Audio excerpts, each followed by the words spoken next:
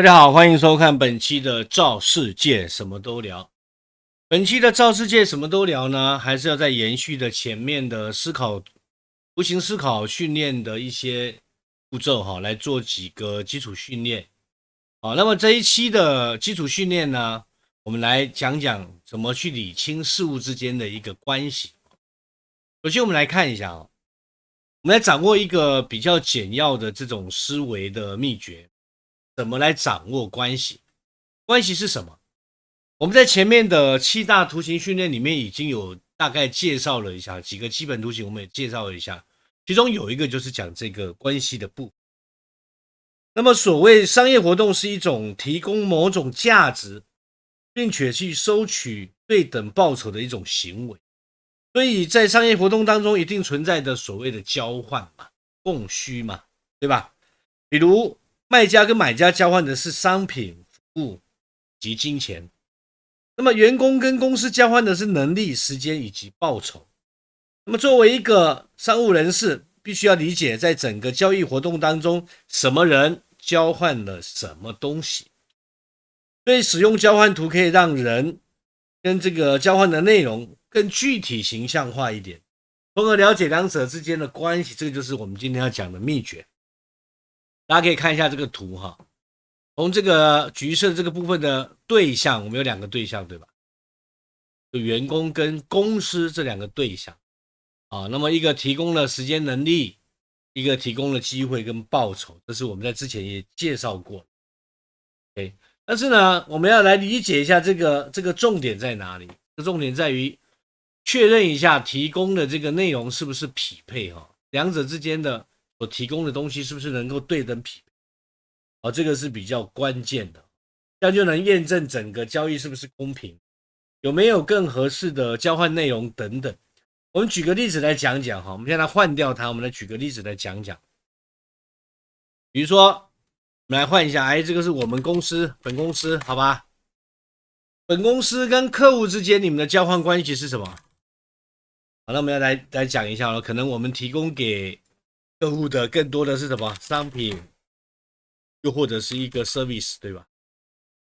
好，那客户给我们什么？客户给我们是一个对应的报酬，给我们对应的一个报酬，对吧？那这样这张图是不是很简单的就能够让人看得懂？像这样子把内容形象化，就可以让人更冷静的去思考更多的问题。当然，除了商务场景政府跟国民之间的关系，也可以用这样的一个交换图来进行表示。比如说国民向政府缴纳了税金，那么政府为国民提供了社会保障，对吧？我们可不可以用这样的图来做？我们来试一下，好吧？比如说，政府给我们提供了什么社会保障？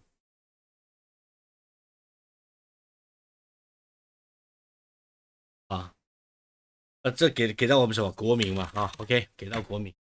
好，那么国民呢，干嘛呢？纳税嘛，缴纳税金，对吧？这是一个很公平的交换关系，对不对？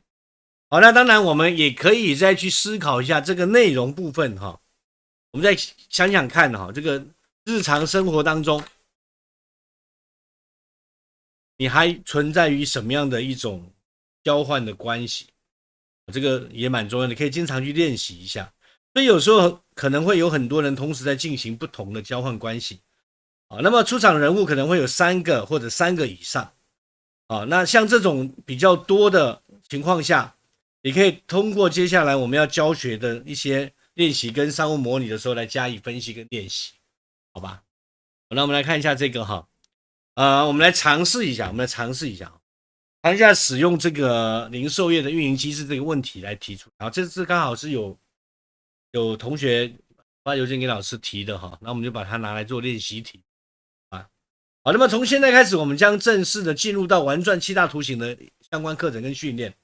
我们不再分析类似桃太郎的这个故事哈，有很多同学跟老师讲，哎呀，怎么都这么幼稚，还分析桃太郎？那我们现在来一点实际的，好吧？我们现在不再用这个桃太郎做比喻了哈。首先呢，我们先画出一个零售业的关系图，那么大家把交换的这个行为记在这个脑海当中。好，并且把下面的这个内容哈，我们把它整理成图形，我们来尝试一下，好不好？好，首先问题的练习1 ，A 商店从 B 果蔬商采购水果，然后出售给客户。这里面有几个关系，大家要想一下哦。好，老师再给你一个提示哈，出场之前先想清楚出场的人物是谁，也就是我们讲的交换对象是谁了。有了交换对象以后，我们才会怎么样？我们才会有内容，对不对？好，那我们来尝试一下，分为几个模块，好吧？我们分为几个模块来开始做。首先，我们来看第一行哦。我们先把这个按照顺序来，我们把它分为几个模块，好吧？我们先用图形来一个一个画，让大家能够更加理解。先把这个图形先做出来啊，先给它个颜色，好，就它吧。首先，商店，我们先把商店先拉出来。好啦，商店从果蔬商，对吧？果蔬商这里就批发商啊，提供商这里，好，采购了水果，然后出售给谁？吧？好啦，这是我们做了一个对等的这个符号，对不对？那么再来，我们要把这个关系进行交换，因为有3者以上，我们要做一个交叉交换嘛。我们采用复制的方法会快一点。好，我们把它对等一下。那这个地方我们可能要换个位置哦，因为交易中心是以商店为主，它这个承上启下的关系是在这个商店，所以我们把商店挪到中间来，好吧？啊，这样便于我们等一下进行交换的时候可以来用它啊。OK， 好，那么我们现在把它画出来哈，那么这样的话我们就可以表示出3者正在进行，那么并且画出一个双向箭头来啊。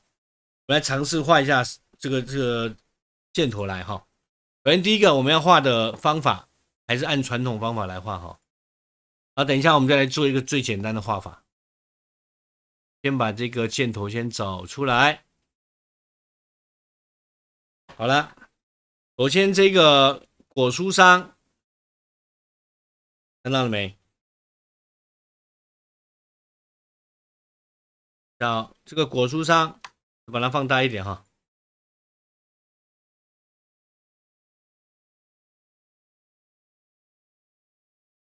好，这个果蔬商是不是提供了蔬菜给到了谁？给到了商店，对不对？啊 ，OK， 把这个果蔬商先放下来哈，它提供的蔬菜给到了，换个方向，给到了商店，对吧？好，那么商店再把这个提供给了客户，对吧？这是一个水果的通道，他给的水果嘛，把这个水果的2个字打上啊。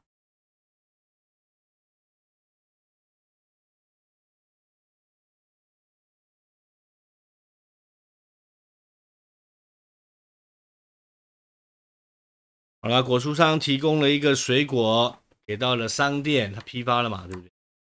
然后商店再把这个水果给到客户了。好，那么反过来呢，是不是有一个金钱的关系啊？是不是有一个金钱的关系啊 ？OK， 把这个关系再往上挪一下啊。好，现在我们要反过来有一个金钱的关系，来做一个反箭头。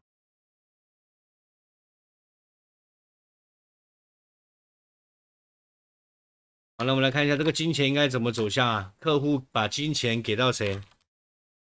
给到了商店，那么商店再把这个钱给到了果蔬商，这样是不是就形成了一个3个以上的这个交换内容，对吧？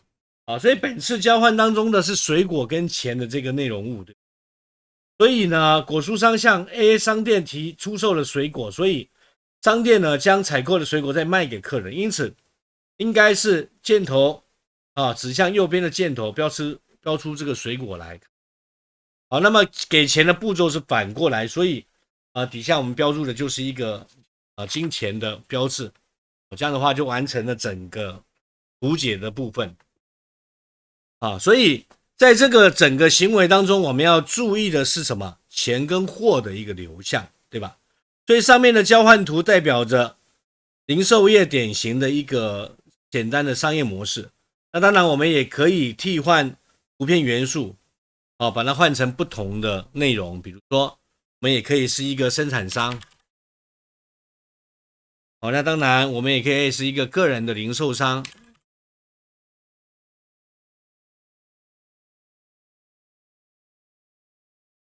那么再给到一个客人，对吧？那当然他的商品，他的钱跟货的走向也是一样的，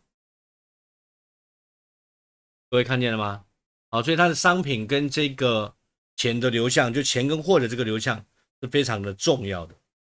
所以商品跟金钱的流向是一切的商品的一个商业行为的基础。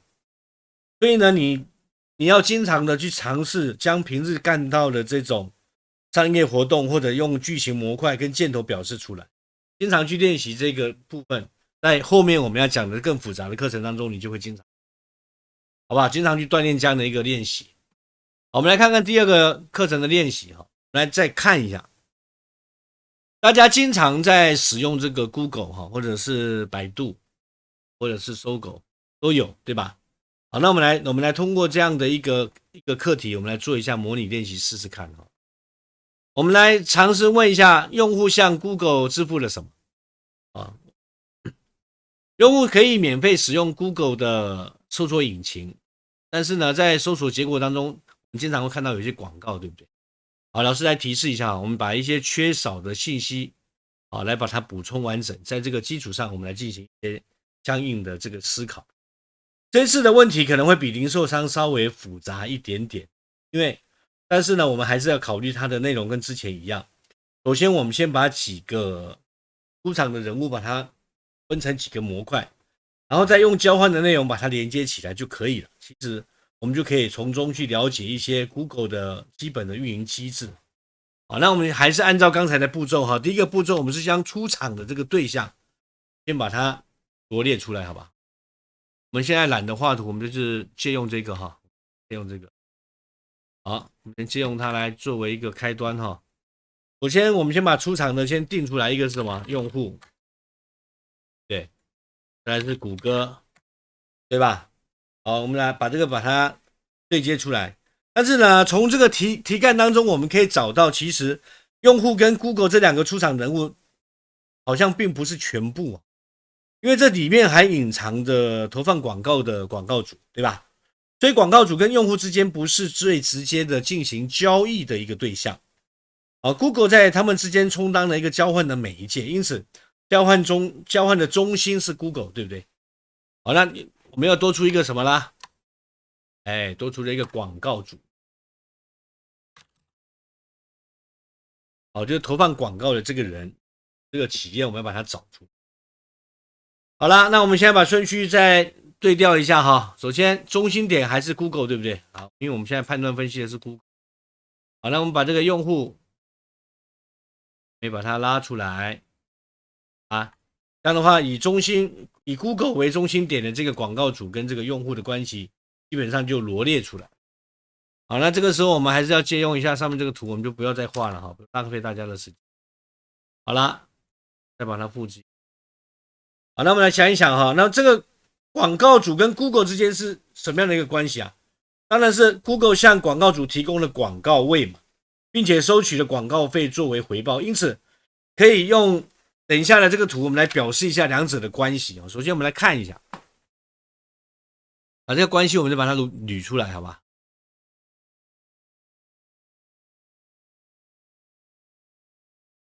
好了，广告主提供了什么？就支付了广告费，错吧？好，提供广告费以后呢，那么 Google 给他什么？广告位，这点没有错吧？那接下来我们要判断的是 Google 跟用户之间的关系了。Google 向用户提供了搜寻的这种服务但是搜寻服务是免费的，所以用户并没有向 Google 支付相关的费用。那么用户付出的等价报酬是什么呢？ Google 获得是用户的浏览数据，这些数据可以提高广告位的质量。啊。那么广告主认为广告位是有价值的，所以他就会付钱来购买。因此Google 才能够在不影响自身经营的情况底下，向用户免费提供搜寻服务，对吧？好，综上所述，我们可以再用下面的这个图来表示一下 Google 跟用户之间的关系。所以 Google 提供了什么样的一个 service？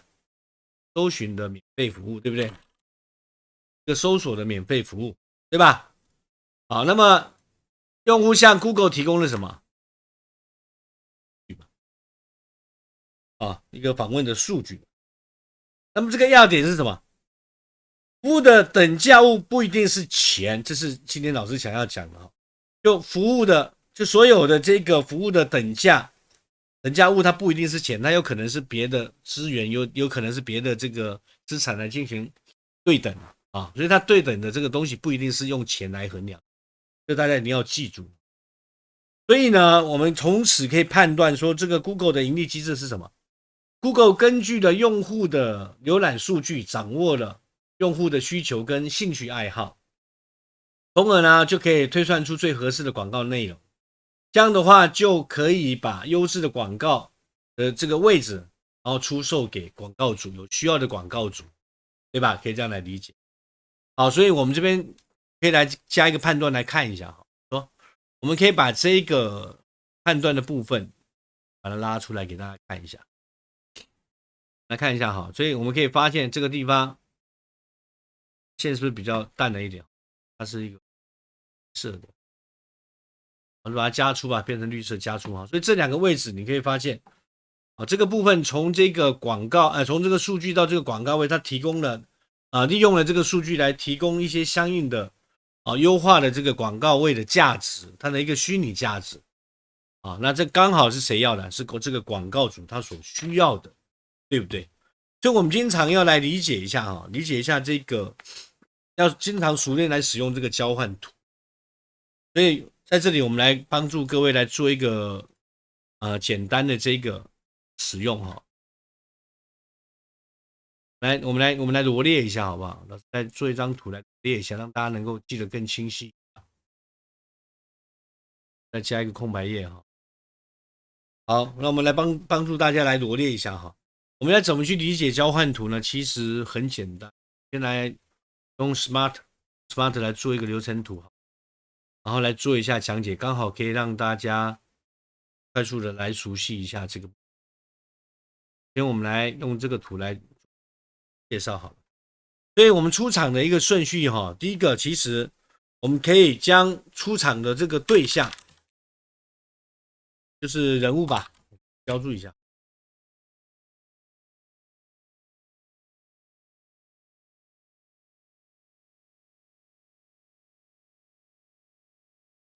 OK，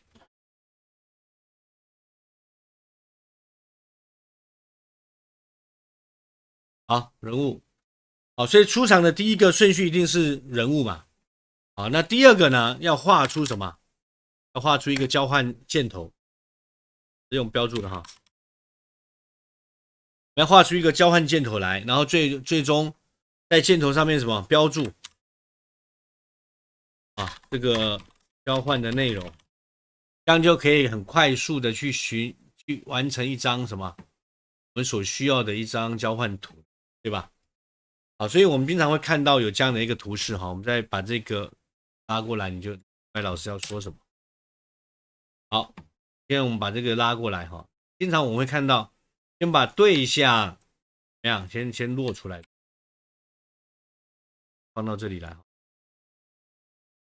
让你知道一下这个图，删掉好了。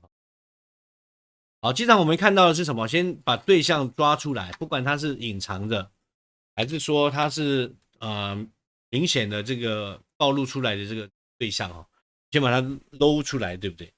搂完以后，我们才去做这个事情，对吧？才去为它画上对等的交换图，画小。你要截图的人可以截图。好，这个交换图也换一下。好，所以你会发现我们在画的第一个步骤就会画类似这样的图。谁跟谁，然后进行了对象内容的一些交换的东西，对吧？好，那最后才是这样的一个图。3步我们才是要去标注它的什么交换内容，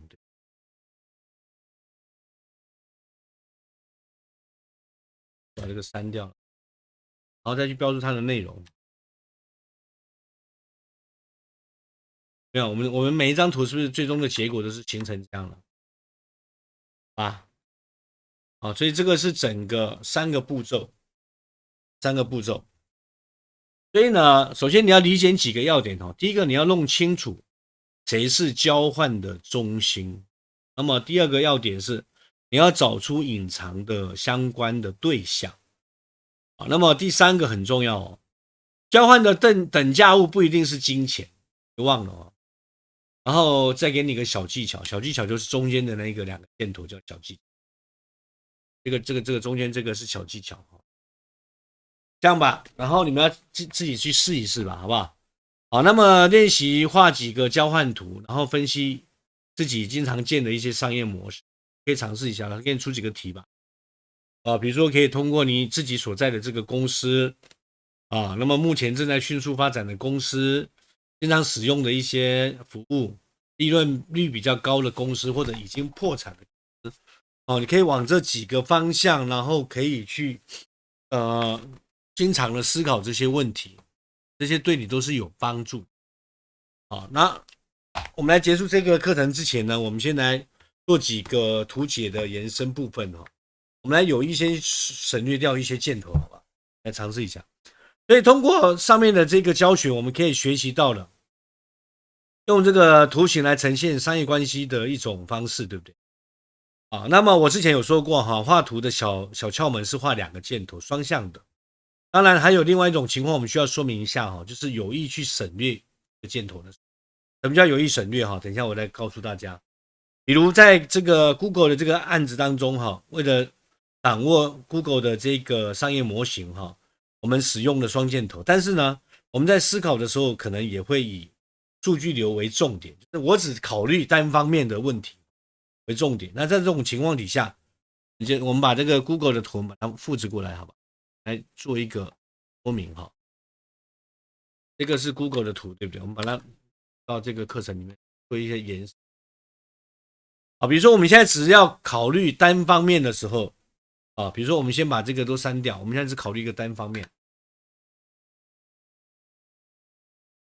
我们现在只考虑一个单方面的部分那么我们以这种数据流向，就是我今天只探讨这个数据流，今天我就不谈交换，我只考虑提供什么那么这边是一个什么用户的数据，我只考虑这个数据流的一个模型的时候，那我们呈现就是用户提供的数据给到 Google 那么 Google 采集到以后，那么 Google 提供给广告主的是什么是进行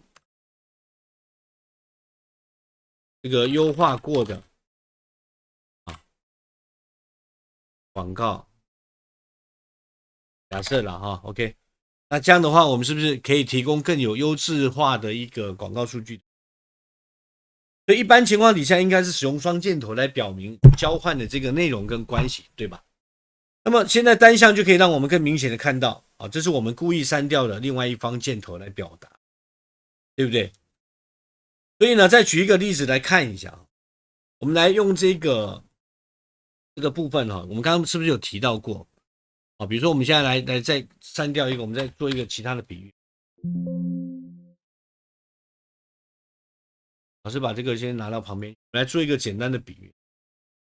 来，比如说这个是 A 公司跟 B 公司之间的关系，好吧 ？A 公司跟这个 B 公司，他们2个之间的关系是这样的就比如说 A 公司给这个 B 公司提供相应的技术这个好像上一题也有提过。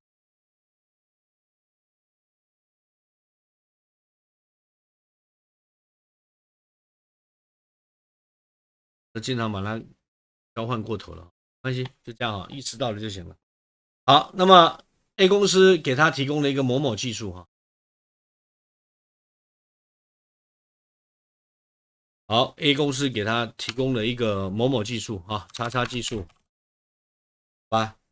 那么 B 公司理应就是应当这个 A 公司提供什么技术费用？这一点问题看起来都没有，对不对？好，但是在某些情况下也可以考虑，我们不考虑这个其中的某些具体的信息。如果只需要知道 A 公司和 B 公司哪一方面是技术的提供者，就可以画单箭头就可以了。什么意思呢？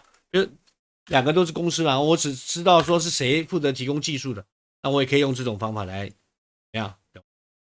就 A 公司提供的技术给到 B 公司，那我们就清楚知道了这个提供技术的是谁啊 ？OK， 就是这个橘色的 A 公司，对不对？好，这样就很清晰了嘛。那么如果说我们今天我们不在意这个技术流向，只是为了了解合作的关系的话，那我们可以去掉箭头，用线来作为对等。来，我们来看一下这个表述，你是不是能够很清晰就知道了？啊，老师再把它弄出。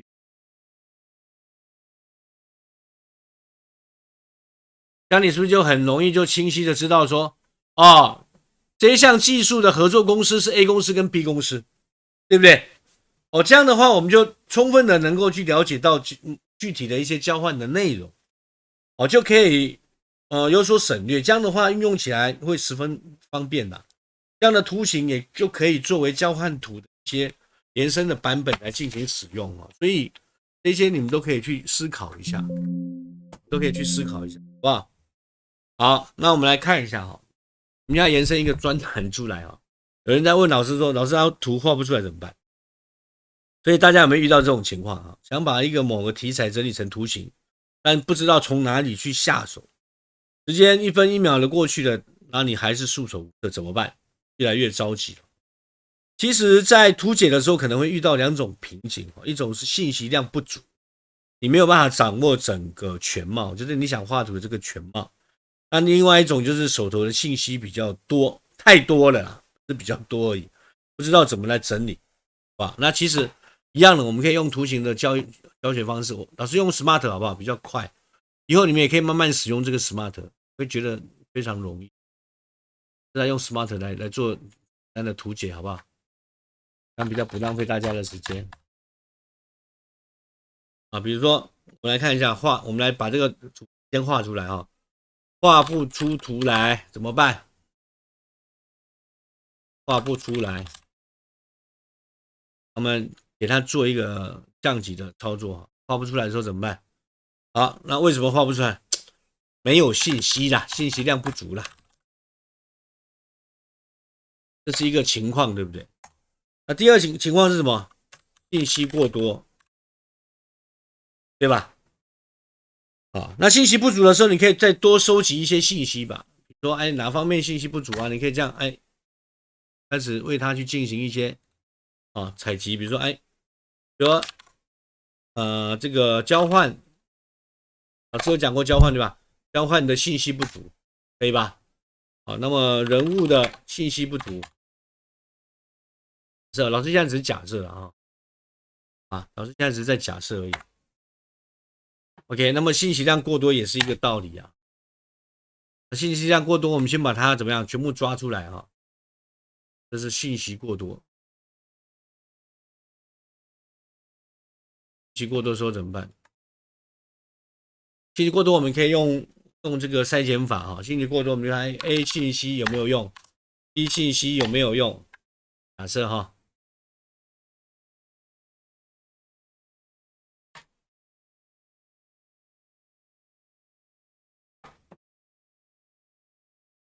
好，那 B 信息有1啊。